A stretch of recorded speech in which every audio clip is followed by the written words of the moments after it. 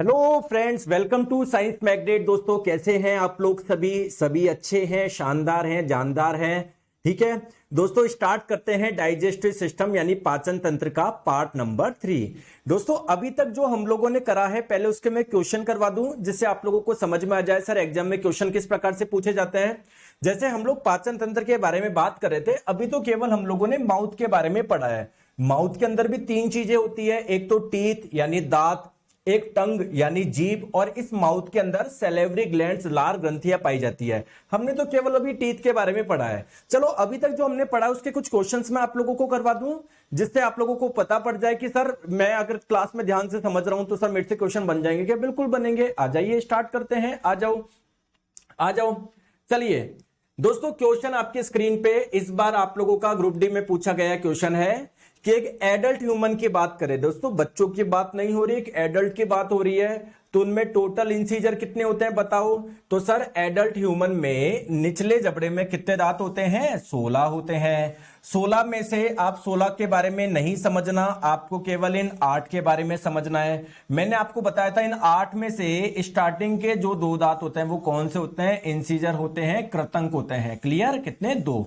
तो 2 इंसीजर इधर हो गए, 2 ही आपके इधर होंगे, यानी टोटल निचले जबड़े में आपके 4 होंगे, 4 ही ऊपर होंगे। दोस्तों, करेक्ट आंसर 8 हो जाएगा। देखो, बना लोगे क्या क्वेश्चन आप लोग एग्जाम में? चलो सर, और बताओ।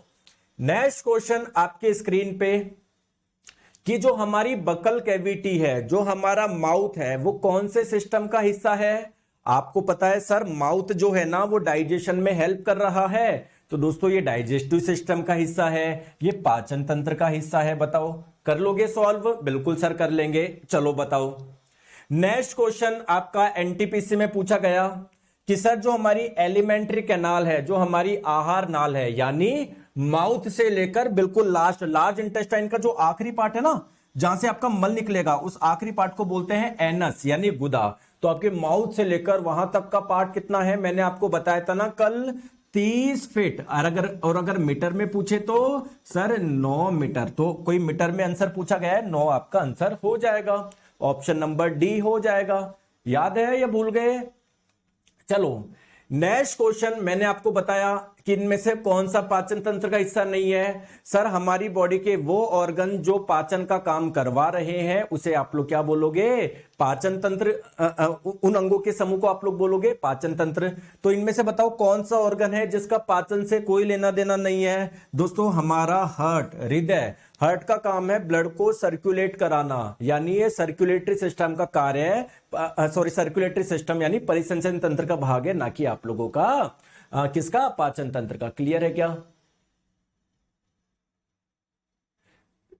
एक बच्चा यार इतने तेज कमेंट आ रहे, पता नहीं क्या बोल रहा है। पढ़ाई के अलावा पता नहीं क्या बातें करते हो आप। हैं सर जी, मैं यूपीएससी एएलपी का फॉर्म भरा हूं, मेरा दोस्त कह रहा है गलत जगह से फॉर्म फिल कर दिया। हाँ, दोस्त आपका 5 बार एएलपी बन चुका ना, तो उसको पता है अगर ये जोन से भर देंगे तो सिलेक्शन हो जाएगा। कोई जोन आपने जो भरा है, ना ही कोई गलत है ना ही कोई सही है। अगर आप लोग अच्छे से पढ़ाई कर रहे हो, किसी भी जोन से सेलेक्ट कर लो, आप लोगों का सिलेक्शन होगा, बिल्कुल होगा, 100% होगा। ठीक है, पढ़ाई पे ध्यान रखो। आ जाओ दोस्तों, पाचन के बाद में प्रोटीन आपका किस में कन्वर्ट हो जाएगा? मैंने आपको बताया था कि जो हम लोग कार्बोहाइड्रेट खाएंगे, जब इसका डाइजेशन हो जाएगा, पाचन हो जाएगा, इससे आपको क्या मिल जाएगा? ग्लूकोज मिल जाएगा। दोस्तों, प्रोटीन जो होता है ना वो बहुत सारे अमीनो अम्ल से मिलकर बना होता है। तो जब प्रोटीन का डाइजेशन हो जाएगा उससे आपको अमीनो एसिड मिल जाएगा। बताओ क्या मिल जाएगा, किस में कन्वर्ट हो जाएगा? ऑप्शन नंबर डी में। चलिए बताओ, अब आएगा इस क्वेश्चन में मजा। देखिए दोस्तों, जो दांत का इनिमल होता है वो किसका बना होता है? सर आपने बताया था कि जो हमारा टीथ है ना, जैसे मान लो ये कोई टीथ है सर, इसकी जो सबसे आउटर लेयर है, सबसे ऊपरी वाली परत है ना सर, इसको आपने बताया था इनेमल है। सर आपने ये भी बताया था इनेमल में क्या क्या पाया जाता है। सर इनेमल में बहुत सारे आप लोगों के कंपाउंड पाए जाते हैं, जैसे कैल्शियम कार्बोनेट भी पाया जाता है। सर आपने बताया था कैल्शियम फॉस्फोट भी मिलेगा। लेकिन सर मैं कौन सा टिक करूं? सर यहां तो कैल्शियम कार्बोनेट भी दे रखा है, कैल्शियम फास्फेट भी। आपने बोला था दोनों पाए जाते हैं, बिल्कुल दोनों पाए जाते हैं। लेकिन दोस्तों आप लोग ध्यान रखिएगा, कैल्शियम फास्फेट जो होता है ना वो आपका बहुत अधिक मात्रा में पाया जाता है। दोस्तों अगर बात करें कैल्शियम कार्बोनेट के मुकाबले में, कैल्शियम फास्फेट जो पाया जाता है वो 50 से 60 गुना ज्यादा पाया जाता है। तो तो अगर आप लोगों को एक ऑप्शन चुनना हो तो क्या चुनोगे? Calcium phosphate चुनोगे। ठीक है, तो देखो मैं आपको क्या बोल रहा हूं, डाइजेस्टिव सिस्टम का एक छोटा कॉन्सेप्ट भी आपका कवर होगा, है ना। अगर कुछ एक दो रहता है, मैं आपको सारे क्वेश्चन करवा रहा हूं, कुछ चीजें आपको क्वेश्चन में भी सिखा दूंगा। ठीक है, आ जाओ। चलो, तो आई होप आपको समझ में आ गया होगा। माउथ में अब आगे चले, टीथ के बारे में समझ चुके हैं, अब टंग के बारे में पढ़े। बिल्कुल सर, अब टंग के बारे में हम लोग पढ़ते हैं। अरे भैया समझ में आ गई क्या? आ गई क्या? है तो बस, आ रही ना समझ में? सुमित जी कोई बात नहीं, आज खुल गया ना? चलो प्लीज, ठीक है, आज अब बात करते हैं दोस्तों हमारे टंग के बारे में। सर टंग का काम क्या है? देखो हमारे माउथ में सलाइवा बनेगा ना, लार। और दोस्तों जो सलाइवा होता है वो भोजन का पाचन करवाएगा, क्योंकि उसमें बहुत इंपॉर्टेंट एंजाइम्स है जो भोजन का पाचन करवाएंगे। ठीक है सर, एक्चुअली में दोस्तों भोजन में सलाइवा जाना भी तो चाहिए, तभी तो भोजन का पाचन हो पाएगा। तो वो काम कौन करेगा? आप लोगों की टंग करेगी। साथ में दोस्तों जो टंग होती है, ये आप जो भोजन करते हो उससे जो स्वाद का अनुभव होता है वो भी टंग के द्वारा होता है। बिल्कुल सर। और दोस्तों आप लोगों से टंग से एक चीज आप लोग ध्यान रखिएगा, टंग जो है ना वो मस्कुलर ऑर्गन है, यानी मांस। अब आप प्लीज कमेंट बंद कर दो, अब प्लीज आप, हाँ मैं सब करवाऊंगा लोमेश कुमार जी, हर जैसे जैसे आपका टॉपिक होता जाएगा उससे संबंधित जो क्वेश्चन है वो मैं आपको सब करवाऊंगा, आप निश्चिंत रहो, बस अब इधर पढ़ाई रखो। देखो दोस्तों, जैसे क्या आपका जो नाक है इसमें कोई हड्डी पाई जाती है? बिल्कुल पाई जाती है सर। दोस्तों अगर मैं आपको बात करूं, आपके हाथ में हड्डी पाई जाती है? बिल्कुल। दोस्तों क्या हमारी जो जीभ है, क्या इसमें कोई हड्डी पाई जाती है? नहीं सर, ये पूरा किसका बना हुआ है? मसल्स का बना हुआ है, मांसपेशी का बना हुआ है। तो ऐसे ऑर्गन जो केवल मसल्स के बने होते हैं उसको बोलते हैं मस्कुलर ऑर्गन। तो सर क्या ये एक मस्कुलर ऑर्गन है क्या? बिल्कुल, क्योंकि ये मांसपेशी का बना हुआ है। दोस्तों ध्यान रखोगे, ये जो मांसपेशी है ना, यानी ये जो टंग है ना, इसका एक एंड तो आपका बाहर लटका हुआ है, फ्री है। दोस्तों इसका जो एक किनारा है वो कहीं ना कहीं से तो आपका अटैच होगा। तो एक्चुअली में ये हमारे बॉडी में बहुत सारी हड्डी पाई जाती है, उनमें से एक हड्डी है जिसका नाम है हायोड बोन। तो अगर आप लोगों से बोला जाए कि ये जो टंग होती है वो किससे कनेक्ट होती है, आप लोग बोलोगे सर हायोड बोन से कनेक्ट होती है। क्लियर? तो इसके बारे में आपको कुछ पॉइंट्स याद रखना है। सर ये एक मस्कुलर ऑर्गन है, पहली इंपॉर्टेंट चीज। दूसरी बात क्या है, ये किससे कनेक्ट होती है? सर पीछे एक बोन होती है जिसका नाम है हायोड बोन, तो ये उससे कनेक्ट होती है। दोस्तों इसकी लंबाई जो होती है वो कितनी होती है? 10 सेंटीमीटर इसकी लंबाई होती है। चलो ठीक है सर, बहुत बढ़िया। अब दोस्तों एक चीज आप लोग ध्यान रखो, हम लोगों को लगता है कि जो हमारी टंग होती है ना, टंग में जो भी हम लोग खाते हैं, किसी का स्वाद मीठा होता है, किसी का खट्टा होता है, तो हमारी टंग से देखो टंग इतनी छोटी सी है और आप लोग जो भोजन करते हो उसमें कितने अलग अलग स्वाद होता है, किसी में खट्टा, किसी में मीठा, किसी में कड़वा। तो दोस्तों टंग ने अपने अलग अलग पार्ट को ये जिम्मेदारी सौंप रखी है। जैसे सर, जैसे टंग का जो आगे वाला पार्ट होगा इससे स्वीट यानी मीठे स्वाद का अनुभव होगा। दोस्तों जो पीछे वाला पार्ट होगा उससे कड़वे स्वाद का अनुभव होगा। तो मैं आपको अलग अलग पार्ट बताता हूं जिससे अलग अलग स्वाद का अनुभव होता है। जैसे अगर हम लोग बात करें हमारे टंग के सॉरी दोस्तों, ये वाला भाग है ना, ये वाला जो भाग जो आप लोग पिंक कलर से देख पा रहे हो, है ना, ये वाले भाग से कसेले स्वाद यानी उमामी स्वाद का अनुभव होगा। उमामी, कसेला स्वाद कौन सा होता है? कड़वा। जैसे टमाटर को बहुत समय तक रखोगे तो आपके कड़वे से हो जाते हैं ना, तो उसको बोलते हैं कसेला स्वाद। ठीक है दोस्तों, सौर खट्टे स्वाद की बात करें, जो आपकी टंग के ये वाला पार्ट है ना, लेफ्ट में और राइट में, तो इस वाले पार्ट से आपको खट्टे स्वाद का अनुभव होगा। जो बिल्कुल आगे की जो टिप वाला पार्ट है इससे स्वीट यानी मीठे स्वाद का अनुभव होगा। दोस्तों बिल्कुल जो पीछे वाला पार्ट है इससे आपका कड़वा यानी बिटर स्वाद का अनुभव होगा। दोस्तों आप लोगों के ये आगे का थोड़ा सा टिप और ये यहां की टिप और यहां की टिप से सॉल्टी यानी नमकीन स्वाद का अनुभव होगा। ठीक है सर, ये आपने बता दिया, याद रह गया? ठीक है, लेकिन सर आपको समझना पड़ेगा कि टंग में ऐसी क्या चीज है। सर मसल्स का ही तो बना हुआ है, टंग में ऐसा क्या है जिससे मुझे स्वाद का अनुभव हो रहा है? आइए मैं आप लोगों को समझाता हूं। देखो मेरी बात को आप लोग ध्यान से समझो, तो थोड़ी सी टंग की सरफेस के बारे में आपको समझना पड़ेगा, इसकी सतह के बारे में आपको समझना पड़ेगा, तभी आप लोग बता पाओगे कि सर इससे स्वाद का अनुभव क्यों हो रहा है। देखो प्लीज मेरी बात को आप लोग ध्यान से देखिएगा।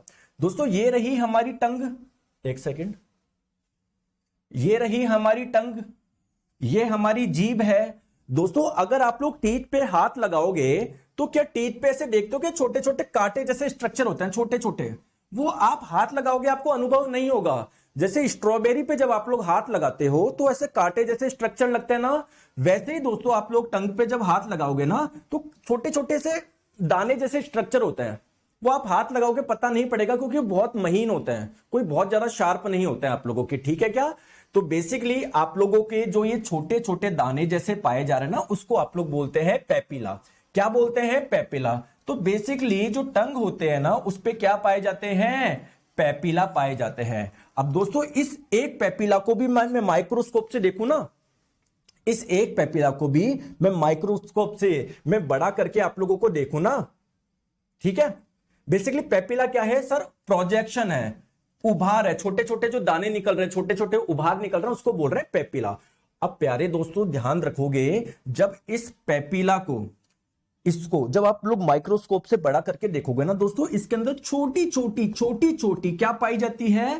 टेस्ट बड पाई जाती है। सर हिंदी में बताओगे क्या? क्यों नहीं बताएंगे सर, स्वाद कलिका पाई जाती है। तो बेसिकली ये जो स्वाद कलिका होती है ना, टेस्ट बड, इन्हीं से क्या होता है? स्वाद का अनुभव होता है। हमारी बाकी की जो मसल्स है उसमें ये नहीं पाई जाती, इसलिए वहां से स्वाद का अनुभव नहीं होता। ये जो टंग की मसल्स है इसके अंदर छोटी छोटी स्वाद कलिका पाई जा रही है, इसलिए आप लोगों को स्वाद का अनुभव हो रहा है।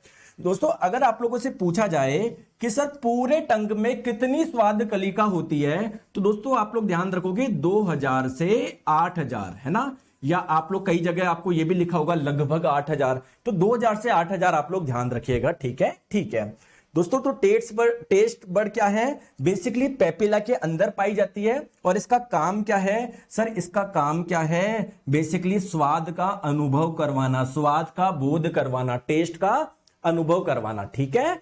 चलिए दोस्तों, अगर आप लोगों ने मेरी बात ध्यान से सुननी है तो क्या आप लोग ये क्वेश्चन कर सकते हो क्या कि हमारी एक मानव जीव में, एक टंग में एवरेज कितनी टेस्ट बड पाई जाती है? मैंने अभी अभी बताया, बिल्कुल सर 2000 से 8000। तो आप लोग इस क्वेश्चन को सॉल्व आपने कर लिया, ठीक है दोस्तों। एक चीज मैं आपकी जनरल नॉलेज के लिए बता दूं कि जो हमारी टंग्स पे ये जो स्वाद कलिकाएं होती है ना, जैसे जैसे हमारी एज बढ़ती जाती है ना, स्वाद कलिकाएं कम होती जाती है। इसलिए दोस्तों अभी आप लोगों को सब स्वाद का अनुभव होता है। जैसे जब हम लोग 70 साल के हो जाएंगे, आपको कुछ खिलाया जाएगा ना, कुछ ज्यादा स्वाद नहीं लगेगा खाना।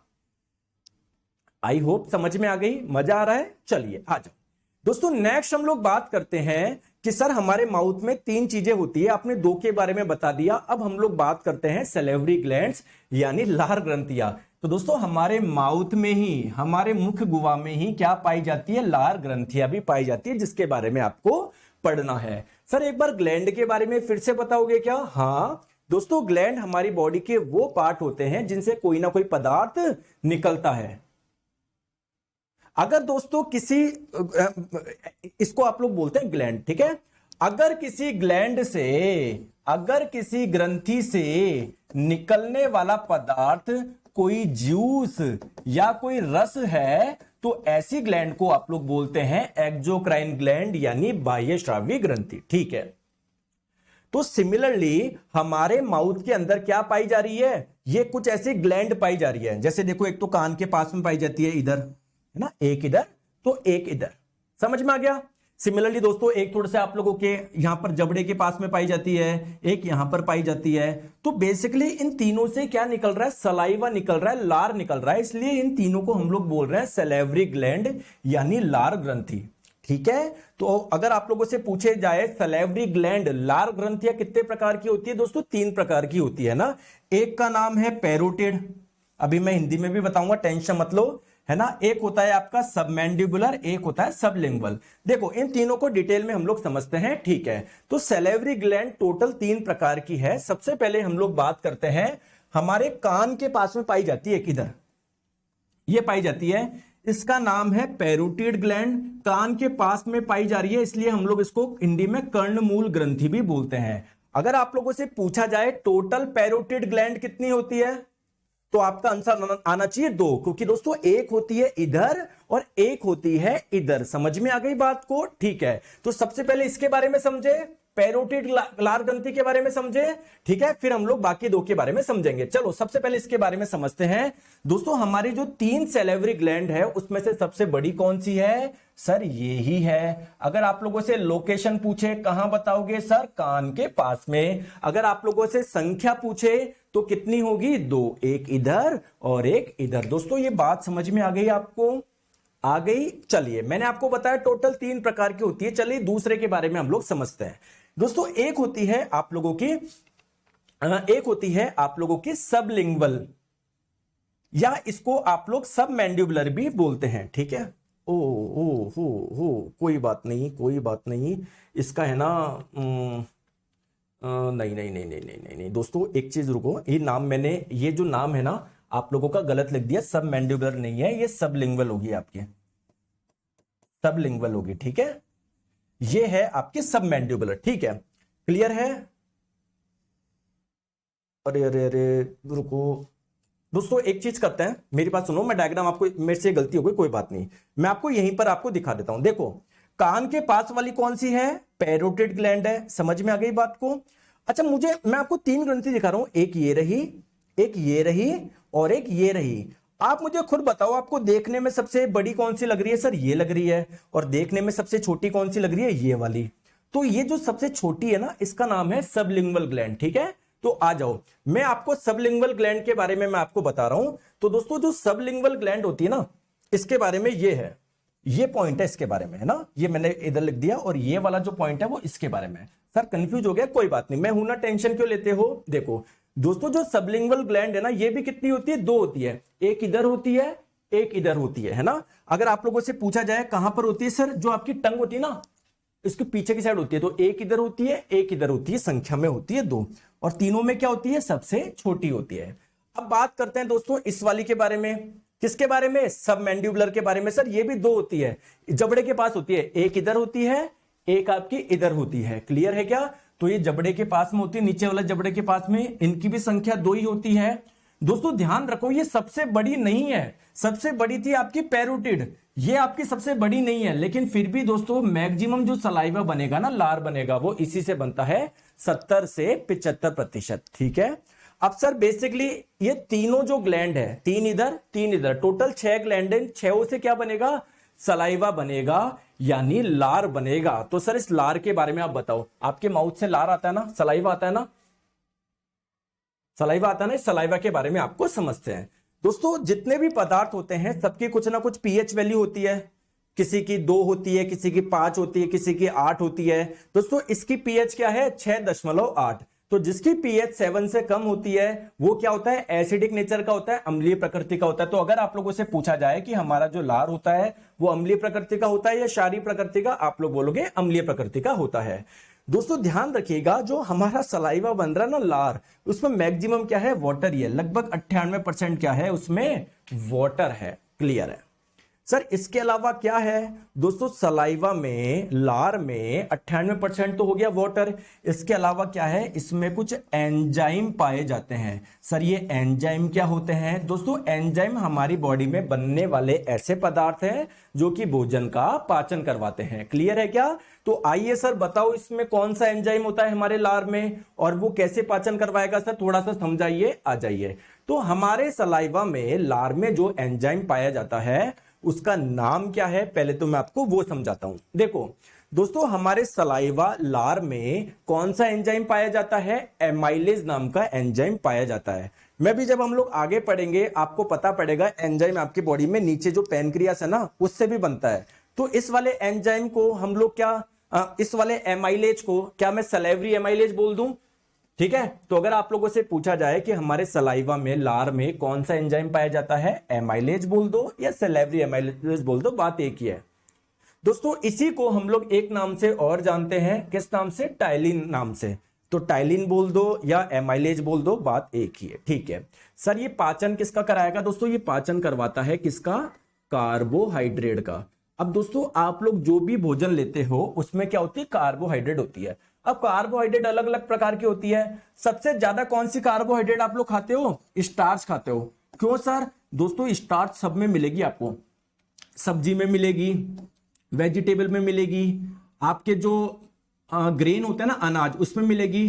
तो दोस्तों आप लोग फल खाओ या नहीं खाओ, सुबह शाम रोटी तो खाते ही हो ना। रोटी किसकी बनती है? गेहूं की बनती है। गेहूं क्या है? अनाज है, यानी इसमें कौन सी कार्बोहाइड्रेट होगी? स्टार्च होगी। दोस्तों चाहे आप लोग सुबह और शाम को मिठाई खाओ या मत खाओ, दोस्तों सब्जी तो खाते हो ना, तो सब्जी में कौन सी कार्बोहाइड्रेट होती है? स्टार्च होती है। तो अगर मैं आपको बोलूं सबसे ज्यादा कौन सी कार्बोहाइड्रेट आप लोग खाते हो, तो सर स्टार्च, ये वाली कार्बोहाइड्रेट हम लोग सबसे ज्यादा खाते हैं। बात क्लियर है क्या? बात क्लियर है क्या? ठीक है। अब दोस्तों स्टार्च जो होता है ना, बेसिकली अगर मैं आपको स्ट्रक्चर दिखाऊं ना, तो ये बहुत छोटी छोटी यूनिट से मिलकर बना होता है, बहुत छोटी छोटी यूनिट से मिलकर बना होता है। क्लियर है क्या? सर किसकी होती है छोटी छोटी? ये छोटी छोटी यूनिट किसकी होती है? ग्लूकोज की होती है। बहुत सारे ग्लूकोज से मिलकर आपका क्या बनता है? स्टार्च बनता है। तो अगर आपका ये स्टार्च अगर अलग अलग ग्लूकोज में कन्वर्ट हो गया तो मजा आ जाएगा ना। अलग अलग ग्लूकोज में कन्वर्ट हो गया तो मजा आ जाएगा ना। आप लोग बोलोगे कि सर जो स्टार्च हमने खाया था उसका डाइजेशन हो गया, यानी पाचन हो गया। तो ये काम बेसिकली कौन करेगा? ये एंजाइम करेगा। लेकिन इस एंजाइम की इतनी अभी कैपेसिटी नहीं है। ये क्या करता है? इनको अलग अलग में तो नहीं तोड़ पाता, लेकिन हाँ दो दो के टुकड़े करवा देता है। ये दो दो के टुकड़े करा देता है, ठीक है। तो ये दो दो के टुकड़े करा देता है, ऐसे दो दो के टुकड़े करा देता है। तो कुछ तो पाचन कराया ना। हाँ अभी पूर्णतः नहीं हुआ, लेकिन कुछ तो हुआ ना। तो बेसिकली दो दो के आपके टुकड़े मिल जाते हैं, glucose glucose glucose glucose glucose glucose. तो दोस्तों ग्लूकोज प्लस ग्लूकोज, ये जो एक जोड़ा है ना, इसे आप लोग बोलते हैं माल्टोज। इसे क्या बोलते हैं? माल्टोज।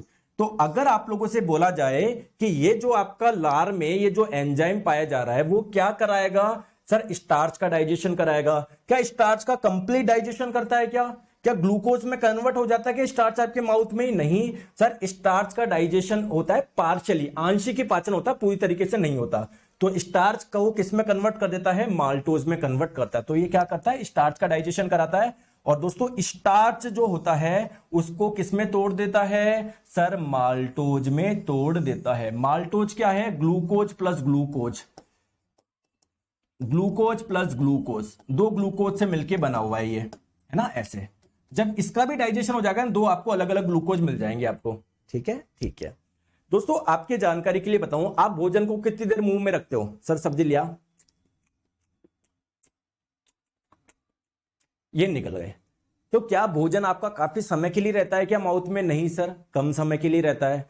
तो दोस्तों टाइलिन एंजाइम को इतना समय मिल ही नहीं पाता कि पूरे के पूरे स्टार्च को माल्टोज में तोड़ दे। तो दोस्तों केवल 70% स्टार्च ही आपका माल्टोज में टूट पाता है। सर आगे का बाकी का स्टार्च का क्या होगा वो मैं आगे बताऊंगा। अभी हमारे माउथ में क्या हो रहा है, मैं आज सिर्फ आपको ये वाली बात बता रहा हूं। सर ये तीनों ग्लैंड अलग अलग एंजाइम बनाते हैं? नहीं, तीनों आपका सलाइवा बना रहे, लार बना रहे, लार में ये वाला एंजाइम पाया जा रहा है। क्लियर है क्या? चले आगे, चले आगे। चलो सर एक चीज मुझे बताओ, सलेवरी एमाइलेज, लार में पाया जाने वाला ये जो एंजाइम है, ये किसका पाचन में मदद करता है? आप बता सकते हो क्या? अगर आपने मेरी बात ध्यान से सुनी होगी तो शायद आप बता सकते हो। बिल्कुल सर, स्टार्च का डाइजेशन करता है। क्लियर है क्या? ठीक है, चले आगे। तो देखो मैं डायग्राम एक बार फिर से यहां पर बना लेता हूं, जिससे हम लोगों को पता होता रहे हम कहां तक पहुंचे। ठीक है, ठीक है। तो दोस्तों माउथ में क्या क्या चीजें होती है वो सारी बात हम लोग यहां पर पढ़ चुके हैं। अब दोस्तों माउथ में जो आपने भोजन रखा, बेसिकली वो भोजन कहां पर जाएगा? वो सर एक पाइप में जाएगा। इस पाइप का नाम है ईसोफेगस, या इसको फूड पाइप भी बोलते हैं, ग्रास नली भी बोलते हैं। और इस पाइप से जो भोजन जाने वाला है वो आपके पेट में जाने वाला है। तो हम अब सीधे पेट के बारे में तो नहीं पढ़ सकते, इसके बारे में पढ़ना पड़ेगा ना। तो दोस्तों नेक्स्ट हेडिंग आप लोग डाल लीजिए, है ना। अच्छा वो डालने से पहले एक चीज और मैं बता दूं दोस्तों, यहां पर क्या हुआ, हमारा जो फूड था इसमें सलाइवा मिक्स हो गया ना। तो दोस्तों जब फूड में सलाइवा मिक्स होता है ना, इस चीज को आप लोग बोलते हैं बोलस। तो अगर आप लोगों से कोई पूछे कि बोलस क्या है, तो आपने माउथ में जब भोजन रखा उसमें सलाइवा भी तो मिक्स हो गया। तो दोस्तों आपके भोजन में जब सलाइवा मिक्स हो जाता है तो इसको आप लोग बोलते हैं बोलस, या सिंपली आप लोग फूड भी बोल सकते हो, कोई बात नहीं। अब ये जो आपका बोलस है या जो आपका फूड है, अब आपके कहां पर जाएगा? इस वाले पाइप में जाएगा। तो इस वाले पाइप के बारे में मेरे को पढ़ाना पड़ेगा ना। देखो आज मैंने कमेंट पढ़े ही नहीं, तो मजा आ रहा है ना पढ़ाई में। सर मेरे सवाल का जवाब नहीं दिया, ये स्टार्ट हो गए। सर दो बता दो, कंफ्यूज हो रहा है बहुत। क्या कंफ्यूजन हो रहा है बताओ? मेरे को लगता है कोई कंफ्यूजन हो रहा है। अगर हो रहा है तो खुद कंफ्यूज हो रहे हो। दोस्तों मैं आपको बता रहा हूं पढ़ाई करने का बहुत अच्छा तरीका। देखो हमारा जो ह्यूमन ब्रेन है ना, इसमें बहुत खतरनाक पावर है। आप सोचते ही कि यार मैं ऑस्ट्रेलिया चल जाऊं, ऑस्ट्रेलिया पहुंच जाओगे, कितना बड़ा पावरफुल है ये। तो आप आपको कई बार क्या होती है, टेक्नोलॉजी का आप लोग गलत इस्तेमाल कर लेते हो, तो हमको उसको इतना समय ही नहीं देना, वो फालतू की बात सोचे। आपको मेरे पे विश्वास रखना है, जो एग्जाम में आएगा, जो पॉइंट टू पॉइंट आएगा, वो मैं कवर करवा रहा हूं। तो आपको अगर ध्यान यहीं पर रख लोगे तो आपके सारे क्वेश्चन बन जाएंगे, है ना। और फिर भी कोई देखो, मैं तो ये मान के पढ़ाता हूं आपको कुछ भी नहीं आता, तो आपको डाउट आना ही नहीं चाहिए, क्योंकि मैं तो हर चीज क्लियर कर रहा हूं। और फिर भी अगर कोई इससे संबंध को डाउट है तो लास्ट में पूछना, बीच बीच में अगर वो करोगे तो आप अपना ही नुकसान करवाओगे, आप है ना, बीच बीच में अपना वो तोड़ोगे, ठीक है। आ जाओ, चलो नेक्स्ट बात करते हैं दोस्तों, ईसोफेगस। ये रहा, माउथ से हम लोग भोजन को लेकर जा रहे हैं पेट में, लेकिन वो काम कौन करेगा, ये ईसोफेगस करेगा। सर इससे क्या क्या क्वेश्चन पूछे जाते हैं बताओ। देखो सबसे इंपॉर्टेंट चीज दोस्तों, अगर आप लोग है ना, एक काम करना, पेड़ पे उल्टा लटक जाना दोस्तों, आप थोड़ा सा एप्पल खाना, वो एप्पल देखना आपके पेट के अंदर ही जाएगी। तो हमको लगता था कि माउथ से पेट में जो भोजन जा रहा है वो ग्रेविटी की वजह से जा रहा है, अगर आप लेट के खाओगे तब भी पेट में जाएगा, अगर आप उल्टा लटक के खाओगे तब भी पेट में जाएगा। ऐसा क्या है दोस्तों, ये जो हमारा ईसोफेगस है ना, इसमें एक विशेष प्रकार का मूवमेंट होता है। जैसे सर मान लो ये फूड है, भोजन है, तो सर ऊपर के मसल्स में क्या होता है, कॉन्ट्रैक्शन होता है, संकुचन होता है, जिसकी वजह से ये फूड को धक्का लगाता है कि भाई नीचे की ओर चल। ये वाली मसल्स तो रिलैक्स होती है, फैली हुई होती है, ऊपर कॉन्ट्रैक्शन होता है जिसकी वजह से नीचे जाता है, फिर और कॉन्ट्रैक्शन, और ये नीचे की फैलती रहती है जिसकी वजह से भोजन नीचे जाता है। इस विशेष प्रकार के मोशन को आप लोग बोलते हैं क्रमाकुंचन यानी पेरिस्टलिसिस मोशन। क्या बोलते हैं, पेरिस्टलिसिस मोशन बोलते हैं, ठीक है दोस्तों। अगर आपसे इसकी लंबाई पूछे तो दोस्तों लंबाई आप लोग ध्यान रखेंगे 25 सेंटीमीटर इसकी लंबाई होती है।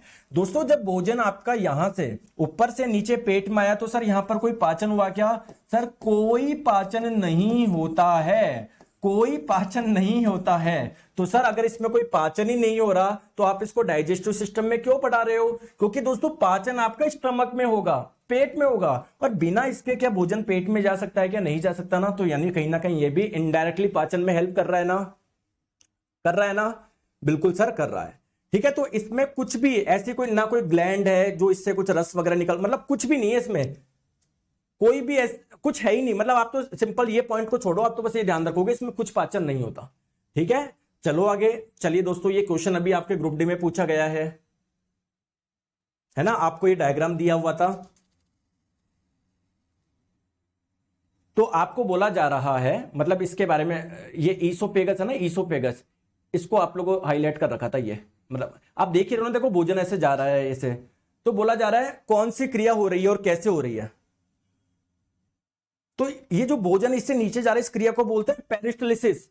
और क्यों हो रही है, due to rhythmic contraction relaxation, मतलब बार बार कॉन्ट्रैक्शन, ऊपर की कॉन्ट्रैक्शन हो रही है, नीचे की रिलैक्शन हो रही है, ऊपर की कॉन्ट्रैक्शन, नीचे की रिलैक्सेशन, तो इस वजह से ये आप लोगों की प्रक्रिया हो रही है, ठीक है। बन रहे हैं क्या क्वेश्चन, मुझे बताओ।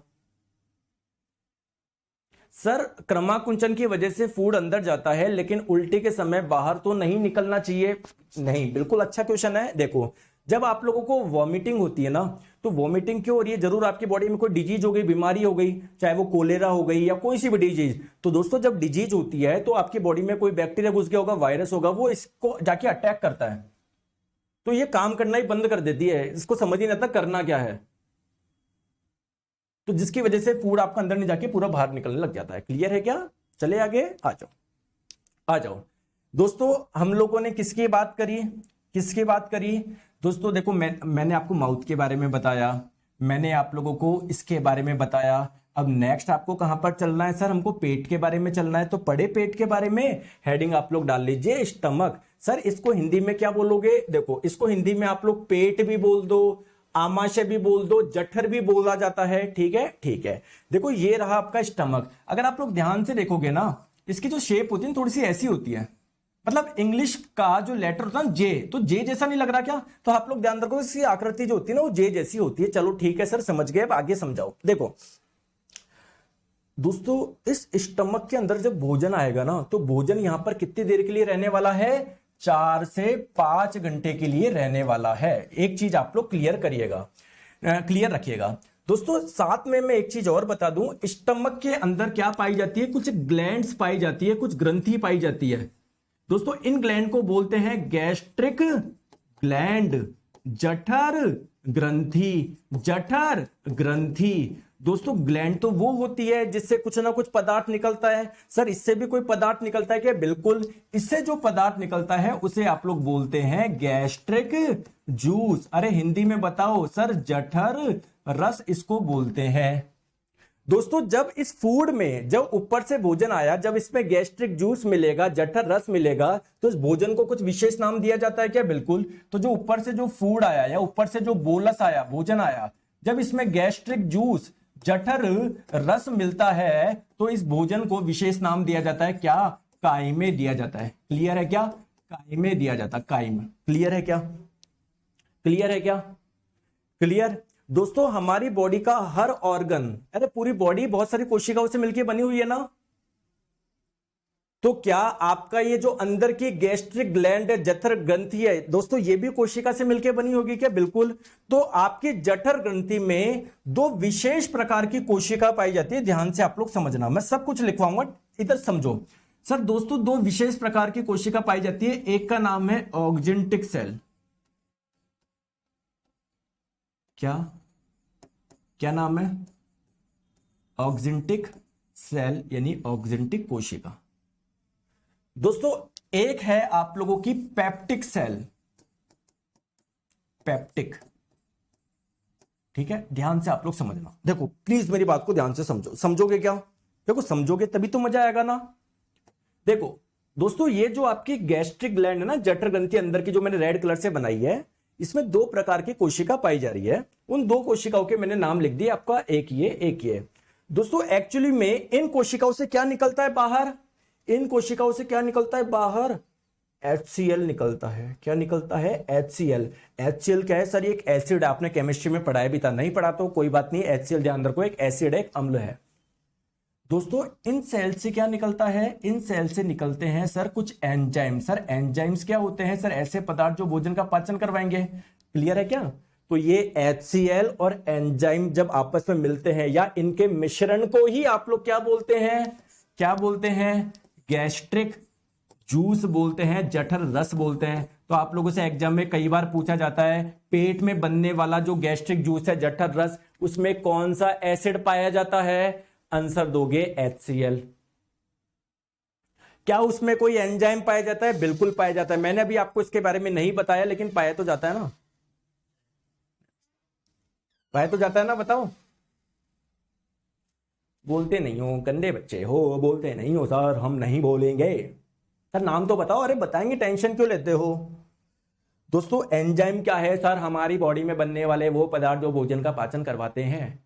तो यार ये एंजाइम भी किसी ना किसी का तो पाचन करवाएंगे ना। मैं आपको बताऊं ये किसका पाचन करवाएंगे? प्रोटीन का करवाएंगे। तो पहले थोड़ा सा प्रोटीन के बारे में समझा दूं क्या आपको, है ना? आ जाओ, देखो आ जाओ।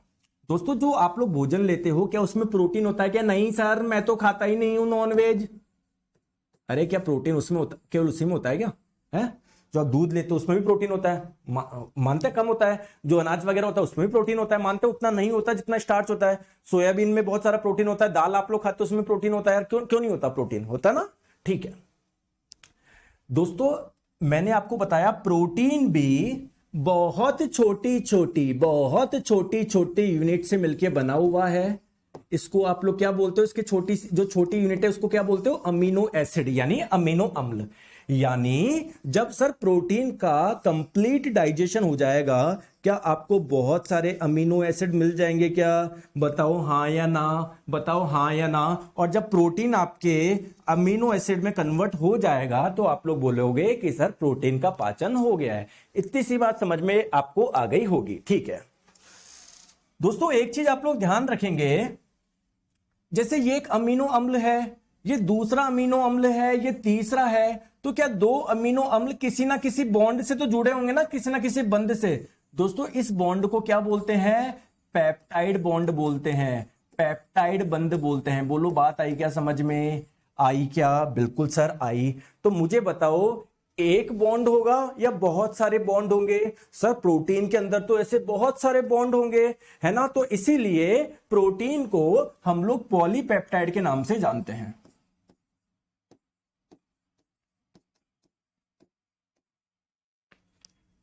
सूरज Singh Tomar, sir mucus cell भी प्रेजेंट होता है ना? अरे सब बताएंगे, इतना ओवर स्मार्ट क्यों बन रहे हो यार? आपको सब बताऊंगा, आप आगे क्यों बढ़ रहे हो? मुझे पता है आपको बहुत कुछ आता है ना? तो कमेंट मत करो, बस आपको आता है रख लो, अपने तक रख लो प्लीज, है ना? मेरी रिक्वेस्ट है यार, आप इतने समझदार बच्चे हो सारे, हैं? प्लीज अब आप आगे वो वाली बात करते हो जो हम आगे पढ़ेंगे, जैसे म्यूकस की लेयर। अरे बताऊंगा यार, सब बताऊंगा, बीच बीच में क्यों बोल रहे हो आप? हैं आप तो बस इधर ध्यान लगा लो, कुछ नहीं करना है आपको। आ जाओ दोस्तों, एक्चुअली में यहां पर भी यही चक्कर होता है कि इससे जो एंजाइम बनेंगे ना, वो प्रोटीन को अमीनो एसिड में नहीं कन्वर्ट कर पाएंगे, लेकिन मान लो दो दो के या तीन तीन के टुकड़े बना देंगे, मतलब पार्शियल डाइजेशन कर देंगे। तो दोस्तों ये दो के टुकड़े या तीन के टुकड़े, इसको क्या बोलते हैं? पेप्टोन बोलते हैं। क्या? पेप्टोन। तो बेसिकली जैसे स्टार्च माल्टोज में टूटा था, ये प्रोटीन जो है ये आपका पेप्टोन में टूटेगा, और जब आपका पेप्टोन अमीनो एसिड में टूटेगा तब बोलेंगे हम लोग प्रोटीन का कंप्लीट डाइजेशन हुआ है। यहां पर केवल ये वाली घटना ही होगी, पेट में आपके यही वाली घटना होगी। लेकिन सर पेट में घटना कर कौन रहा है? पेट में ये जो एंजाइम्स बन रहे हैं ना, वो ये वाला काम करवाएंगे। सर कौन कौन से एंजाइम बनते हैं बताओ? दोस्तों आपका जो एंजाइम है ना, जो एंजाइम बनता है उसका नाम है पेप्सिन। क्या नाम है? पेप्सिन। दोस्तों ये करेगा प्रोटीन को पेप्टोन में तोड़ने का काम, ये वाला एंजाइम करेगा। लेकिन दोस्तों एक चीज आप लोग ध्यान रखिएगा कि ये जो एंजाइम बनता है ना पेप्सिन, ये आपका इनएक्टिव होता है, काम ही नहीं कर पाता। इसको काम करने के लिए चाहिए एसिडिक मीडियम, अम्लीय पदार्थ चाहिए कोई। तो जैसे ही ये एंजाइम बनेगा पेप्सिन, ये HCl के कांटेक्ट में आएगा, तब जाके क्या होगा? ये एक्टिव हो पाएगा, तब जाके ये काम कर पाएगा। तो जब ये इनएक्टिव था तो इसको हम लोग प्रोपेप्सिन भी बोल सकते हैं, यानी पेप्सिन का जस्ट एक स्टेप पहले, अभी काम नहीं कर पा रहा है। अभी मैं सब समझाऊंगा, टेंशन मत लो। सिमिलरली दोस्तों एक एंजाइम और बनता है जिसका नाम है प्रोरेनिन। दोस्तों इसके साथ में भी यही दिक्कत है, ये भी इनएक्टिव है, लेकिन जब HCl के कांटेक्ट में आएगा तो ये भी एक्टिव हो जाएगा, ये भी डाइजेशन करेगा। सर ये किसका डाइजेशन करता है? ये भी प्रोटीन का डाइजेशन करता है। तो सर इसमें और इसमें क्या फर्क हुए? ये दोस्तों एक विशेष प्रकार के प्रोटीन का डाइजेशन करता है, वो प्रोटीन पाया जाता है आपके मिल्क में, है ना? चलो मैं आपको सारी चीजें बताएं, डिस्कस करें। अभी जो मैंने बताई ना, ये सारी चीजें लिखवा दूं मैं आपको, ये सारी चीजें लिखवा दूं? हाँ बिल्कुल लिखवाओ, आ जाओ। तो सबसे पहले आपको ध्यान रखनी है सर, इसकी आकृति जो होती है वो जे शेप की होती है। यहां पर जो भोजन रहेगा वो 4 से 5 घंटे के लिए रहेगा। चलो आ जाओ सर, इस स्टमक के बारे में बता दो, इसके भी कुछ पार्ट होते हैं क्या? बिल्कुल, देखो ध्यान रखो, ये आप लोगों का स्टमक, ये ईसोफेगस हो गया, फूड पाइप हो गया, फूड पाइप से भोजन आ रहा है आपके स्टमक में। अब देखो इसके 3 पार्ट है बेसिकली, आप पार्ट के नाम याद भी नहीं रखोगे ना तब भी चल जाएंगे, लेकिन फिर भी आप लोग ध्यान रखो। एक तो दोस्तों ये सबसे ऊपर वाला पार्ट, इसका सिर मान लो ऊपर का टॉप पार्ट, इसको बोलते हैं फंडस। क्या बोलते हैं? फंडस, ठीक है। एक दोस्तों आप लोगों का कौन सा वाला पार्ट? ये वाला पार्ट जो आपका ईसोफेगस से कनेक्टेड है, इसको बोलते हैं कार्डिया। और बिल्कुल दोस्तों आपका लास्ट वाला पार्ट जो आपके छोटी आंत से कनेक्ट होगा, इसको बोलते हैं आप लोग क्या? पाइलोरस। ये ध्यान रख लोगे क्या? सर ये सब डिस्टर्ब करते हैं आप, इनके डाउट लास्ट में। हाँ बिल्कुल, इधर पढ़ाई करो आप, ठीक है? आ जाओ। मैंने आपको यह भी बताया हमारे स्टमक के अंदर क्या पाई जाती है? क्या पाई जाती है दोस्तों? गैस्ट्रिक ग्लैंड पाई जाती है। गैस्ट्रिक ग्लैंड पाई जाती है। हिंदी में बताओ सर? जठर ग्रंथि पाई जाती है। कोई भी पार्ट बॉडी का बहुत सारी कोशिका से मिलकर बना हुआ है, तो दोस्तों ये भी कोशिका से मिलकर बना हुआ। हाँ सर, इसमें 2 टाइप की कोशिका होती है, एक होती है ऑक्जेंटिक सेल जिसको पेरिटल सेल के नाम से भी जानते हैं, एक होती है दोस्तों पेप्टिक सेल जिसको चीफ सेल यानी मुख्य कोशिका के नाम से भी जानते हैं। दोस्तों ये ऑक्जेंटिक सेल क्या करेगा? सर इससे बनेगा HCl। दोस्तों इस HCl का कुछ काम है क्या? बिल्कुल सर, इसके 2 काम है। एक काम तो ये है कि जो एंजाइम्स बनेंगे ना उनको एक्टिव करेगा, एंजाइम को सक्रिय करेगा, एक्टिव करेगा, सक्रिय करेगा। दोस्तों दूसरा काम क्या है? हमारा जो फूड होता है ना, अगर इस फूड के अंदर कुछ बैक्टीरिया वगैरह होता है ना, उसको नष्ट करता है, क्योंकि अगर वो बैक्टीरिया नष्ट नहीं हुए तो वो नीचे आपके जाएंगे, आपके बॉडी में हो सकता है स्मॉल इंटेस्टाइन में कुछ इंफेक्शन ला दे या लार्ज इंटेस्टाइन में ला दे। क्लियर है क्या? तो इसके 2 काम है। सर ये कैसे एंजाइम को एक्टिव करेगा, अभी मैं आपको बताता हूं। देखो इधर आओ, देखो इन पेप्टिक सेल से, ये चीफ सेल से क्या बनेंगे सर, एंजाइम बनेंगे। ठीक है, अब आ जाओ दोस्तों, एक्चुअली में जो इनसे एंजाइम बनता है वो कौन सा बनता है, पेप्सिनोजन नाम का एक एंजाइम बनता है, या इसको आप लोग है ना प्रोपेप्सिन भी बोल सकते हो। ठीक है, लेकिन बेसिकली आप ये बोल दो पेप्सिन एंजाइम बनता है, आप तो ये मान लो पेप्सिन नाम का एक एंजाइम बनता है। ये एंजाइम इनएक्टिव होता है, लेकिन जब इस पे HCl गिरता है, HCl के कांटेक्ट में आता है तो ये एक्टिव हो जाता है। इस एक्टिव का नाम क्या है, पेप्सिन है, मतलब यह बोल दो पेप्सिन एक्टिव हो गया। सिमिलरली एक एंजाइम और बनता है प्रोरेनिन, तो जब ये HCl के कांटेक्ट में आएगा तो इसको किस में बदल देगा, रेनिन में बदल देगा। मतलब ये एंजाइम जो है ना एक्टिव है, सक्रिय है, अब ये काम कर सकता है। अब ये आप तो कुल मिला के ये ध्यान रख सकते हो सर, गैस्ट्रिक ग्लैंड जो होती है ना, जठर ग्रंथि जो होती है, उनके द्वारा दो एंजाइम बन रहे हैं, या हमारे स्टमक में दो एंजाइम बन रहे हैं, एक पेप्सिन एक रेनिन। सर ये काम कैसे करेंगे दोनों, आ जाइए मैं आपको बताऊं। दोस्तों प्रोटीन आप लोग खाते हो क्या, बिल्कुल सर खाता हूं। तो ये जो ये पेप्सिन जो एंजाइम है ना, ये क्या कर देगा, प्रोटीन को तोड़ देगा पेप्टोन में, या इसको आप लोग पेप्टाइड भी बोल सकते हो। किसमें तोड़ देगा, पेप्टोन में तोड़ देगा, प्रोटीन को पेप्टोन में तोड़ देगा। अमीनो एसिड में नहीं तोड़ा, यानी अभी कंप्लीट डाइजेशन नहीं हुआ, अभी आंशिक पार्शियली हुआ है, तो प्रोटीन को किस में तोड़ देगा, पेप्टोन में तोड़ देगा, या इसको आप लोग पेप्टाइड भी बोल सकते हो। ठीक है सर, मुझे ये बताओ कैसीन सॉरी ये रेनिन क्या करेगा। दोस्तों एक विशेष प्रकार का प्रोटीन होता है जो मिल्क में पाया जाता है, जिसका नाम है कैसीन। तो ये जो रेनिन होता है ना, इस कैसीन का डाइजेशन करके किस में तोड़ देगा, पैरा कैसीन में तोड़ देगा। फिर इस पैरा कैसीन पे ये जो एंजाइम होगा ना आप लोगों का, कौन सा, पेप्सिन एंजाइम, ये इस पैरा कैसीन को किस में तोड़ देगा, पेप्टाइड में तोड़ देगा। तो कुल मिला के मैं आपको यह समझाना चाह रहा हूं कि यार हमारे स्टमक में जो फूड आया था, इसमें जो प्रोटीन था ना, चाहे वो प्रोटीन कोई सा भी प्रोटीन हो, वो अल्टीमेटली आपका टूट गया किसमें, पेप्टाइड में टूट गया, या आप लोग बोल दो पेप्टोन में टूट गया। मतलब डाइजेशन हो गया, कुछ डाइजेशन हो गया। बात क्लियर है क्या, बात क्लियर है क्या, क्लियर है, यहां तक क्लियर है। अभी एक क्वेश्चन कराऊंगा और समझ में आ जाएगा। तो दोस्तों स्टमक से ये जो HCl बन रहा है ना, इसकी pH वैल्यू कितनी होती है, 1.5 to 1.8, यानी बहुत ही ज्यादा एसिडिक नेचर का है। क्लियर है क्या। तो ये आपका जो HCl बना, इससे ये क्या कर रहा है सर, एंजाइम को एक्टिवेट कर रहा है। दोस्तों आपके मन में क्वेश्चन आ रहा होगा कि सर इतना खतरनाक एसिड है, तो जब ये स्टमक के कांटेक्ट में आएगा तो स्टमक को जलाएगा नहीं क्या। अगर हमारी स्किन पे कुछ एसिड गिर जाती है सर, हमारी स्किन जो होती है ना जल जाती है। तो होता क्या है, देखो हमारे स्टमक के इंटरनल वॉल पे एक लेयर होती है, एक लेयर पाई जाती है, किसकी किसकी पाई जाती है, बोलते नहीं हो सर, म्यूकस की पाई जाती है। म्यूकस बोले तो श्लेष्मा की पाई जाती है। तो ये म्यूकस जो होता है, क्या होता है, सर्दियों के दिनों में आपके नाक से कुछ आता है ना, उसे म्यूकस बोलते हैं। तो बेसिकली बहुत आप लोगों का गाढ़ा म्यूकस यहां पर जमा होता है, जो HCl के प्रभाव से आपको बचाएगा म्यूकस को। अगर मान लो आपकी म्यूकस कहीं से हट गया तो HCl डायरेक्ट आपके पेट के कांटेक्ट में आ जाएगा, वहां पर जला देगा, घाव हो जाएगा। दोस्तों इसी को बोलते हैं पेट में अल्सर हो जाना, इसी को बोलते हैं पेट में अल्सर हो जाना। क्लियर है क्या, क्लियर। तो चलो एक क्वेश्चन करो पहले, तो आप इसका बताओ, अभी समझ में नहीं आ रहा आपको, आया नहीं आया, देखते हैं, बताओ करो।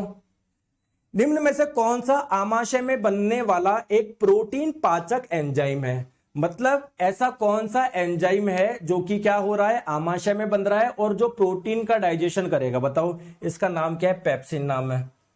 बहुत जने आंसर दे रहे हैं HCl। अरे ये कोई एक एंजाइम थोड़ी है, ये कोई एक एंजाइम थोड़ी है, एंजाइम तो ये है। चलो आ जाओ, इसका आंसर बताओ, बताओ। उस एंजाइम का नाम आपको बताना है जो प्रोटीन को पेप्टाइड में तोड़ेगा। मैंने अभी आपको बताया, क्या बताया कि सर स्टमक के अंदर जब फूड आता है, इस भोजन में जो प्रोटीन होता है ना, उसका डाइजेशन होता है, और प्रोटीन के डाइजेशन से आपको क्या मिलता है सर, पेप्टाइड बोल दो या पेप्टोन बोल दो, बात एक ही है। क्लियर है क्या। तो ये काम कौन कर रहा है, प्रोटीन को पेप्टाइड में तोड़ने का काम सर हमारे स्टमक में जो पेप्सिन बन रहा है ना सर, वो ये काम कर रहा है। बताओ बन रहे हैं क्या क्वेश्चन, बन रहे हैं क्या क्वेश्चन, बन रहे नहीं बन रहे, बताओ। तो ऐसे ही सारे एग्जाम में भी जब आप देखने जाओगे ना, इस बार का जो एग्जाम देने जाओगे, चाहे LP, technician, JEE, group D, कुछ भी ऐसे क्वेश्चन बनेंगे। इसलिए मैं बोल रहा हूं अच्छे से पढ़ो, कोई बात नहीं, टाइम लग रहा है यार। देखो बहुत जने ये बोलते हैं बोले सर 2 क्लास चलाओ 3, अरे यार कोई मतलब नहीं है। मैं कई जगह देखता हूं, बहुत जनों ने अभी कोर्स लॉन्च करा है रेलवे का, उसमें लिखा जाता है मैथ्स की क्लास है मान लो फॉर एग्जांपल 2 बजे, रीजनिंग की क्लास ये है, जीके में पॉलिटी की क्लास इतने बजे, हिस्ट्री क्लास इतनी है, कोई साइंस में बोल रहा है मैथ्स साइंस में फिजिक्स अपन इतने बजे पढ़ाएंगे, केमिस्ट्री इतने बजे अरे बच्चा बाउला हो जाएगा यार, बच्चे का सिलेक्शन करवाना है, ये तुम उसको क्या कर रखे हो? ऐसे होगा कि सिलेक्शन आप मुझे बताओ। तो कोर्स बेचने के चक्कर में कुछ भी चला दिया कि भाई 6 बजे केमिस्ट्री होगी, 7 बजे फिजिक्स होगी, 8 बजे बायोलॉजी होगी, मैथ्स होगी। बच्चा मशीन तोड़ी है यार। तो मैंने भी जब स्टार्ट किया एक ही क्लास चलाता था, कोई केमिस्ट्री का पहला चैप्टर पढ़ा धीरे धीरे, फिर केमिस्ट्री का धीरे धीरे दूसरा पढ़ा, तीसरा पढ़ा। क्योंकि यार दोस्तों जब तक आप रिवाइज नहीं करोगे सब बेकार है। सिमिलरली कोई बोलता है sir digestive system sir 2 class में करा दो यार, सर एग्जाम पास में। क्यों यार, हमको एक क्लास ही पढ़नी है दिन की, लेकिन अच्छे से पढ़नी है जब तक वो चैप्टर पूरा नहीं हो जाता विद क्वेश्चन। क्लियर है क्या? आ जाओ दोस्तों, चलो मुझे बताओ अब आपका भोजन कहां पर पहुंचा, सॉरी आपका भोजन कहां पर पहुंचा, स्टमक में क्या हुआ आपके भोजन के साथ में? क्लियर है? देखो आपने जब भोजन लिया, आपके माउथ में जब भोजन गया, उस भोजन में कार्बोहाइड्रेट भी था, प्रोटीन भी था, फैट भी था। क्या आपके भोजन का जो प्रोटीन था उसका डाइजेशन हुआ था क्या माउथ में? नहीं, माउथ में तो केवल स्टार्च का डाइजेशन हुआ था। तो अगर आप लोगों से पूछा जाए कि हमारी बॉडी में प्रोटीन का पाचन शुरू कहां से हो रहा है, दोस्तों यहां से हो रहा है, पेट से। क्लियर है क्या? यहां पर कोई प्रोटीन का पाचन नहीं हुआ। क्लियर? आ जाओ। अब पेट से भोजन कहां पर जाएगा? सर पेट से भोजन जाएगा सर स्मॉल इंटेस्टाइन में, छोटी आंत में। तो आ जाओ दोस्तों, इस स्मॉल इंटेस्टाइन यानी छोटी आंत के बारे में थोड़ा सा समझते हैं, थोड़ा सा समझते हैं, थोड़ा सा समझते हैं। समझा दूं कि आपकी इजाजत हो तो थोड़ा सा पानी पी लूं मैं।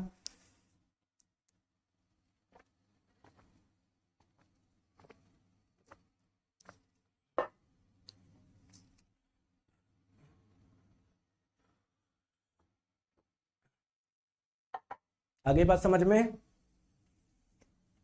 ठीक है, इसके बारे में थोड़ा सा समझते हैं दोस्तों, ज्यादा नहीं समझेंगे, पहले थोड़ा सा समझेंगे। क्योंकि यहां पर अभी क्या होंगे, लीवर से कुछ निकलेगा जो छोटी आंत में आएगा, पैनक्रियास से कुछ निकलेगा जो छोटी आंत में आएगा। पहले छोटी आंत के बारे में हल्का सा कुछ समझ लेते हैं। देखो दोस्तों, जो छोटी आंत है ना हमारी, देखो डायग्राम मैंने बनाया था क्या कहीं पर? अच्छा ये डायग्राम था क्या? कोई बात नहीं, मैं एक को डायग्राम बनाता हूं, आ जाओ। ये रहा आपका स्टमक, ये रहा आपका पेट। स्टमक से भोजन आपका इधर जाएगा ना दोस्तों, स्मॉल इंटेस्टाइन में जाएगा, छोटी आंत में जाएगा। अब दोस्तों ये जो एक्चुअली में ये जो पाइप है ना, ये बेसिकली कुंडलित है, काफी कॉइल्ड है। अगर आप इसको यहां से पकड़ के यहां से खींच दोगे ना, खींच दोगे तो उसकी लंबाई बहुत ज्यादा आएगी। तो दोस्तों इसकी लंबाई कितनी होती है? 6 से 6.5 मीटर होती है। सिमिलरली इसके बारे में एक चीज और मैं बताऊं, एक चीज और बताऊं दोस्तों, छोटी आंत के बाद में जो भोजन जाएगा ना वो कहां पर जाएगा? यहां से आपकी बड़ी आंत स्टार्ट होती है, ऐसे जाएगा, ऐसे जाएगा। तो आप देखोगे इसकी सर बड़ी आंत की लंबाई तो काफी कम है, क्योंकि छोटी आंत तो अंदर बहुत घूमी हुई है। तो फिर सर इसको छोटा क्यों बोला? क्योंकि दोस्तों इसकी चौड़ाई है ना काफी कम है, केवल 1 इंच है, जबकि इसकी चौड़ाई जो है ना वो ज्यादा है ना। तो छोटी आंत की जो चौड़ाई है ना वो कितनी है? ये डायमीटर बोल दो, चौड़ाई बोल दो, 1 इंची है।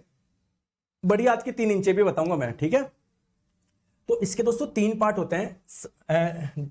देखो इधर आओ, छोटी आंत का ये जो सबसे ऊपर वाला पार्ट है ना, सबसे ऊपर वाला पार्ट कौन सा है? जो सीधे स्टमक से कनेक्ट हो रहा है। सबसे ऊपर वाले पार्ट को बोलते हैं ड्यूडेनम, बीच वाले पार्ट को बोलते हैं जीजूनम, और आखिरी वाले पार्ट को बोलते हैं इलियम। तो अगर आप लोगों से एग्जाम में पूछा जाए छोटी आंत का कौन सा भाग पेट से कनेक्ट होता है, आंसर हो जाएगा ड्यूडेनम। अगर आप लोगों से पूछा जाए छोटी आंत का कौन सा भाग लार्ज इंटेस्टाइन से कनेक्ट होगा, तो सबसे आखिरी वाला भाग ही तो होगा ना, कौन सा होगा? इलियम होगा। क्लियर है क्या? चलो एक क्वेश्चन करा दूं क्या पहले? चलो यार ये क्वेश्चन कर लो पहले, आप बताओ ड्यूडेनम किसका भाग है? डैश का भाग है, किसका? छोटी आंत का भाग है ड्यूडेनम, जीजूनम, इलियम। आई बात समझ में? आई बात समझ में? क्वेश्चन बना लोगे ना? बिल्कुल सर बना लेंगे, थोड़ा सा आगे चलो सर आप। तो आ जाओ दोस्तों, मुझे एक चीज बतानी पड़ेगी, एक अलग से डायग्राम बनाना पड़ेगा, ठीक है? आ जाओ दोस्तों, प्लीज मेरी बात को, इस डायग्राम को आप लोग ध्यान से समझना।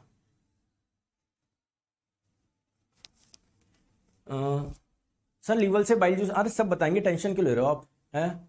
इधर पढ़ाई करो, आपको सब पढ़ाऊंगा मैं। ठीक है, इधर पढ़ो, लास्ट में लेंगे सबके डाउट, है ना? इधर आओ।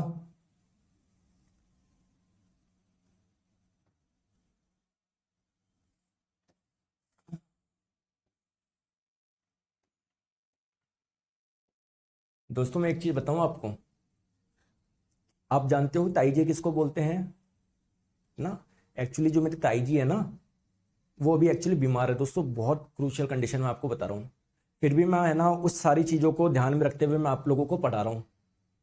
तो प्लीज़ आप भी इस चीज़ की रेस्पेक्ट करिए, आप भी पढ़ाई पे ध्यान दीजिए यार, है ना? मतलब मैं जानता हूँ मैं भी कैसे पढ़ा रहा हूँ। वो हॉस्पिटल में एडमिट है पिछले 5-6 दिन से, बहुत गंदी तबीयत खराब है उनकी दोस्तों, मैं आपको बता नहीं सकता, मतलब बहुत बहुत ज़्यादा वाली। फिर भी मैं यार आपको पढ़ा इसलिए रहा हूँ क्योंकि यार आपका का सिलेक्शन हो, सारी चीजें हो। मैं भी ज्यादा क्लास इसलिए भी नहीं ले पा रहा है ना, मतलब नहीं ले पा रहा मैं। जैसे मैं आपको 2 मिनट्स बताऊं, दोपहर 2 बजे चलती है बेसिक साइंस एंड इंजीनियरिंग की क्लास, तो उसमें जो लीवर एंड मशीन है ना वो मैंने रिकॉर्ड कर दिया, क्योंकि जस्ट मुझे क्लास के बाद में हॉस्पिटल जाना पड़ रहा है। तो अगर मैं आपके लिए यार इतनी वो चीज सोच सकता हूं, तो आप तो एटलीस्ट खुद के लिए सोच सकते हो ना यार, है ना? आ जाओ, आ जाओ, आ जाओ। हाँ, कहाँ थे अपन? हाँ, प्लीज इधर ध्यान दीजिए, ये है आपकी स्मॉल इंटेस्टाइन, ये है आपकी छोटी आंत, ठीक है दोस्तों? अल्टीमेटली आपका जो भोजन जा रहा है ना, यहां से कहां पर गया, कहां पर गया? छोटी आंत में आ गया, ठीक है दोस्तों? आपके यहां पर एक अंग है जिसका नाम है लीवर। क्या नाम है? लीवर। दोस्तों लीवर में बनता है बाइल जूस, पित्त, मतलब एक लिक्विड बनता है, ठीक है दोस्तों? जो एक पाइप के माध्यम से कहां पर आएगा? छोटी आंत में आएगा। ये बात ध्यान रखोगे क्या? तो क्या होता है, जब आप लोगों का भोजन, जब आपके स्मॉल इंटेस्टाइन में जो भोजन होगा ना, फूड होगा, फूड, इस फूड पे क्या आ रहा है सर? एक लिक्विड आ रहा है, बाइल जूस आ रहा है, पित्त रस आ रहा है। ये लिक्विड जरूर कुछ ना कुछ काम करेगा, इसका फूड का कुछ ना कुछ डाइजेशन में हेल्प करेगा। सिमिलरली आपके यहां पर एक अंग होता है, ठीक है, यहां पर एक अंग होता है आप लोगों का पत्तीनुमा आकृति का, जिसको आप लोग बोलते हैं पैनक्रियास। इससे भी दोस्तों एक लिक्विड बनता है, इसको बोलते हैं पैनक्रियाटिक जूस यानी अग्नाशय रस। क्लियर है क्या? समझ में आ गई क्या? क्लियर है क्या? चले, जो एक पाइप के माध्यम से, वो भी आपका कहां पर आएगा? वो रस भी कहां पर आएगा? आपके छोटी आंत में आएगा। तो छोटी आंत में जो फूड होगा उस पे आके क्या गिर रहा है सर? बाइल जूस गिर रहा है। और क्या गिर रहा है? जाके पैनक्रियाटिक जूस गिर रहा है, अग्नाशय रस गिर रहा है, ठीक है? तो पहले दोस्तों मैं आप लोगों को स्मॉल इंटेस्टाइन का बेसिक पार्ट मैंने आपको बता दिया, इसके बारे में बाद में समझेंगे। पहले हम लोग लीवर के बारे में समझेंगे, क्योंकि लीवर क्या कुछ ना कुछ तो निकाल रहा होगा जो यहां पर छोटी आंत में आएगा, ठीक है? तो नेक्स्ट हेडिंग आप लोग डाल लो, है ना? मैं आपको फिर से बताता हूं, ये मतलब मैंने वही लिख रखी है, देखो, the liver and pancreas send their secretion, मतलब उनसे जो सीक्रेशन होता है, उनसे जो श्रावण होता है ना, वो छोटी आंत में जाता है। तो आइए पहले समझते हैं निकल क्या रहा है। पहले आप लोग लीवर के बारे में समझो, हेडिंग डाल लो लीवर, ठीक है? लीवर, लीवर के बारे में हेडिंग डाल लो, ठीक है? ये रहा आपका लीवर, ऐसा दिखता है आप लोगों का लीवर। दोस्तों होता क्या है, लीवर जो है ये भी तो सेल से यानी कोशिका से मिलकर बना होगा। सर इसकी जो कोशिका होती है उसका कुछ विशेष नाम है क्या? बिल्कुल दोस्तों, इसका नाम है हेपेटिक सेल। क्या है? हेपेटिक सेल यानी हेपेटिक कोशिका, ठीक है दोस्तों? जैसे आपने देखा होगा, अगर छिपकली की पूंछ कट जाती है तो उसकी पूरी की पूरी बॉडी बन जाती है ना। सिमिलरली दोस्तों हमारा जो ऑर्गन है ना लीवर, ये लीवर ऑर्गन है, मान लो ये ऑर्गन है हमारा, ठीक है? इसका दोस्तों गलती से मान लो कट गया, ये पार्ट कट गया, है ना? तो ये अलग कर दो, तो दोस्तों मैक्सिमम पार्ट जहां पर होगा ना वो ये रहा ना दोस्तों, ये अपने आप को वापस क्या कर लेगा? रीजनरेट कर लेगा। तो अगर आप लोगों से पूछा जाए हमारी बॉडी का कौन सा ऑर्गन ऐसा है जिसमें रीजनरेशन की प्रॉपर्टी पाई जाती है? दोस्तों थोड़ी सी चाय पी लूं।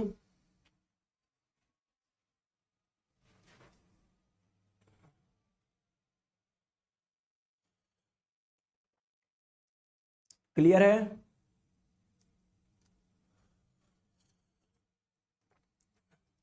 चले दोस्तों, अगर डाइजेस्टिव सिस्टम में 3 की जगह 4 क्लास में पढ़ाऊं, किसी को कोई दिक्कत है क्या? किसी को कोई दिक्कत है क्या? क्योंकि मैं चाहता हूं आपकी कोई भी चीज नहीं छोड़ूं, और मैं कोई टाइम तो पास करता नहीं हूं क्लास में ना। चलो आ जाओ। चलो दोस्तों आज के लिए इतना ही रखते हैं। लीवर के बारे कल से स्टार्ट कर लेंगे हम लोग, लीवर है ना, वरना मैं स्टार्ट करूंगा सब। अब आपके जो डाउट है वो पूछ लो। अब जो डाउट है आप लोगों के, आज जो पढ़ाया जहां तक पढ़ाया उससे संबंधित जो डाउट है ना, अब पूछ लो। अब मेरे से डाउट है ना, फिर बाकी कल हो जाएगा पूरा, ये 100% कल हो जाएगा।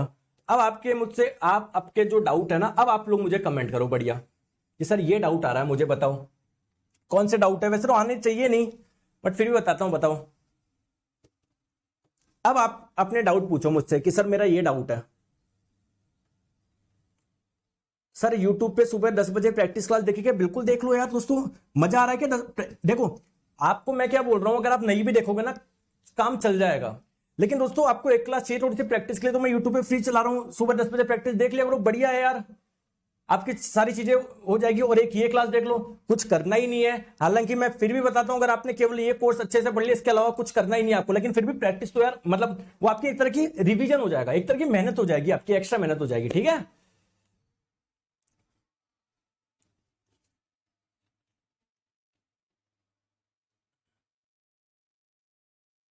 सर आप जैसे पढ़ा रहे हो सिलेक्शन दिला दो बस, हाँ बस आपको मेहनत करनी है जो मैं पढ़ा रहा हूं। Sir which type of substance made up enzyme, ठीक है, लियोनल मेसी जी बोल रहे हैं सर एंजाइम जो होते हैं वो किस पदार्थ के बनते हैं।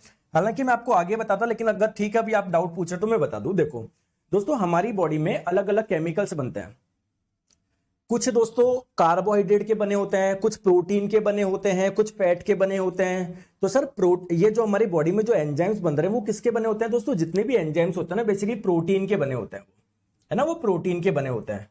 तो सर हमारी बॉडी में प्रोटीन कैसे बन गया दोस्तों? जो आप लोग प्रोटीन खाओगे ना उसका डाइजेशन होगा, पाचन होगा, फिर उससे छोटी छोटी यूनिट्स मिलेगी, वही छोटी छोटी यूनिट मिलके अलग अलग टाइप के प्रोटीन बनाती है हमारी बॉडी में। तो कुछ ऐसे प्रोटीन होते हैं जो क्या होता है, एंजाइम का काम करते हैं, ठीक है। वायरमैन ट्रेड के लिए कुछ करिए, करेंगे। सर मेरा डाउट है आपके एप्लीकेशन से खुलता ही नहीं है। सुमित जी इस नंबर पे आप कॉल कर लो, अगर ऐप 7005329949, ठीक है, ठीक है सुमित जी।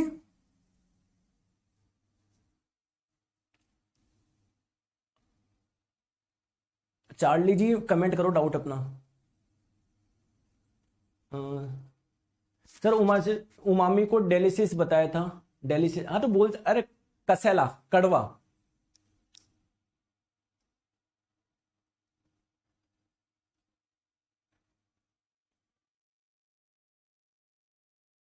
सर एक बार टाइम टेबल बता दीजिए क्लास का। कोई टाइम टेबल नहीं है दोस्तों, साइंस की जो क्लास होती है वो दोपहर 1 से 2 होती है, और मेरी यूट्यूब साइंस मैग्नेट पे क्लास होती है डेली सुबह 10 बजे। तो साइंस की मेरी ये क्लास होती है, क्लियर है क्या? सर पित्त जूस का पीएच, अरे कमलेश जी जब पढ़ाई नहीं तो अभी कहां से आप पित्त जूस का पीएच पूछ रहे हो, है ना, तो अच्छे से पढ़ाई करो, ठीक है, क्लियर। चलिए thank you so much, take care, bye bye.